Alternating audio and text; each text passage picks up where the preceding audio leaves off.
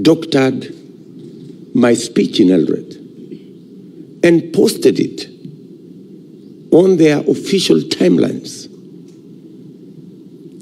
inciting the people in Rift Valley and in Kenya to violence. NCIC has never made a statement. The DCI has never taken any action. And these are not simple statements. That's why we call on every Kenyan and the international community to look at the issues in their proper perspective. When senior leaders in Azimio brazenly incite Kenyans on their official timelines, we want to thank Twitter for pulling down the inciting video posted by Joho on matters violence. The second issue is the issue of use of public officials, chiefs, county commissioners, assistant county commissioners, are being forced with threats and blackmail of loss of their jobs if they don't become Azimio operatives. There is nowhere in the Constitution and in the Code of Regulations of Public Service that public servants are required to carry out political activities for any political party. It is our position, indeed it is the position of the Constitution, that public servants serve Kenyans equally, irrespective of their political persuasion or leanings, irrespective of the communities they come from, the religions they profess, or the color of their skin. We want to ask His Excellency the President to instruct the people who are using public officials, actually forcing public officials, including chiefs and their assistants, to carry out illegal activities, recruiting people, buying identity cards from citizens, an activity that is now all over the country. I heard Fred Matiang'i and Karanja Kibicho say that they are meeting chiefs because they work with chiefs and chiefs are their colleagues. These two gentlemen must know there is a shortage of fools in Kenya.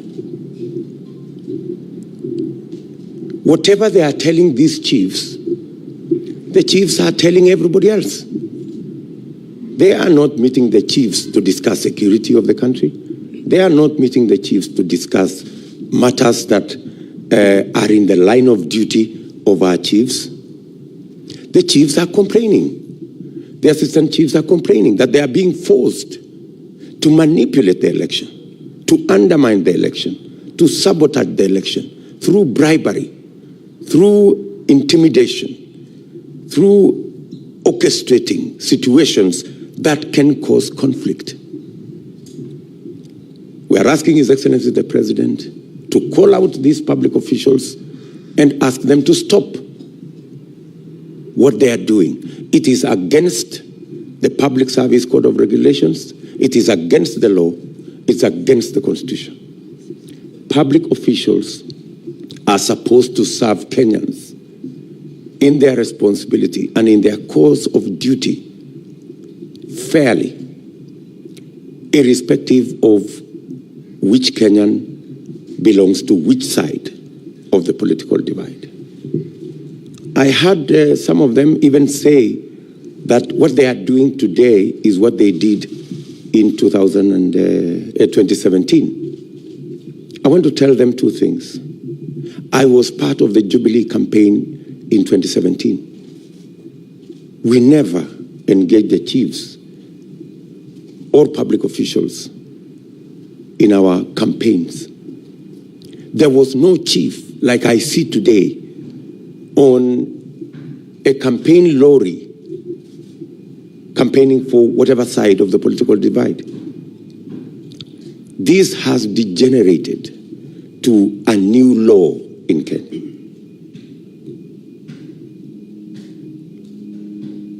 And secondly, two wrongs never add up to a right. Assuming even what they are saying is true. It is wrong. Whether it was done before or whether it was not done before, it is still wrong. So I want to ask public servants, all public servants in Kenya, to refuse the blackmail and the intimidation that they are being subjected to try and help the failing Azimio campaign. Chiefs, their assistants, members of the public service should know that their jobs are protected by the Constitution. And even if anybody takes action against them for refusing to participate in illegal activity, they can rest assured that their jobs will be safe because their jobs are secured by the Constitution. Any illegal action taken against any public official for refusing to participate in illegal campaigns will be null and void. And we want to assure all public servants that the Constitution will protect them and we will protect them to do the right thing. The current recruitment by chiefs of people around polling stations so that they can facilitate the bribery and the undermining and the sabotage of the Constitution must stop.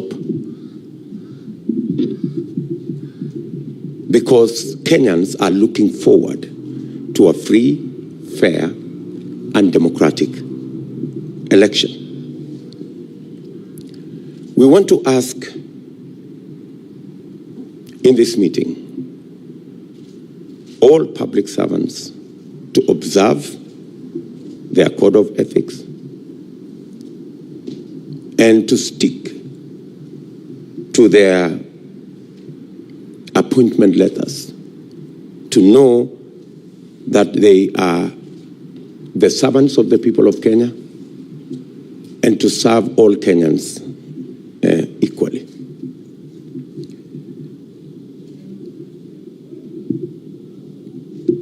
I also want to ask the IEBC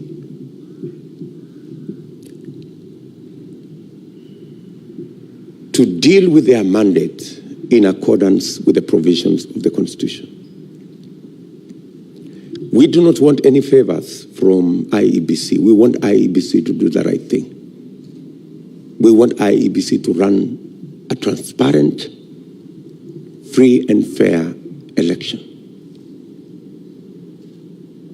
Some of the public officials that we feel are already compromised, we are going to write to the IEBC using the channels that we already have between IEBC and all political parties to raise our concerns on some of the areas that we feel require fine-tuning so that all of us can go into this election and the outcome of this election to be free, fair, and democratic. As you are aware, there is an attempt by our competitors to lock us out of venues for meetings.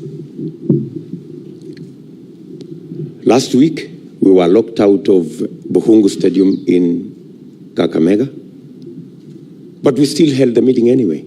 In fact, we held a bigger meeting outside the stadium than we could possibly have held inside the stadium. Today, we are supposed to have a meeting in Mombasa at Tononoka grounds. And in fact, this afternoon at 2 p.m., we will be in Tononoka grounds. Some people are trying to use the police to stop us from having that meeting. This is our final rally in Mombasa. It's a very important rally. And the kind of excuses they are giving us is that the president is in Mombasa. I mean, how ridiculous can that be? I mean, so if the president is in Mombasa, we cannot have a meeting in Tononoka? I mean, surely.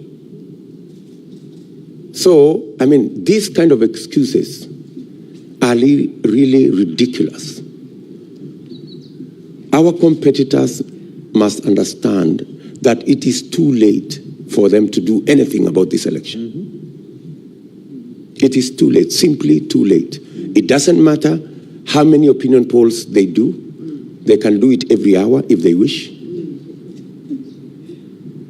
It doesn't matter how much they try and orchestrate conflict in Kenya. We are very confident the people of Kenya have said no to violence. They have said no to conflict. And we trust the people of Kenya to keep the faith and get to the 9th and determine the future of our country. It doesn't matter how many places they lock us out of. As you're aware, we have paid for Nyayo Stadium on Saturday. We have a contract already signed between us and Nyayo Stadium. They tried to manipulate that contract. The court has said we should have the meeting in Nyayo Stadium. We are preparing to have the meeting in Nyayo Stadium. And if they lock us out of Nyayo Stadium, we will still have a meeting at Nyayo Stadium. The same way we had a meeting in Buhungu Stadium, on the road, wherever. But we're going to have the meeting anyway, because the die is cast. The people of Kenya have made a choice. And the panic we see in Azimio will not help them. All we are asking His Excellency the President, with tremendous respect, is not to allow the country to face unnecessary conflict because the Azimio project has collapsed. It has collapsed, and there is nothing he can do about it. So, we are asking the country to be calm. Despite the games, despite the orchestrated situations around the country, we want to ask Kenyans to be calm. We want to ask Kenya that 9th is just 4 days away. Nobody should be incited against their brother.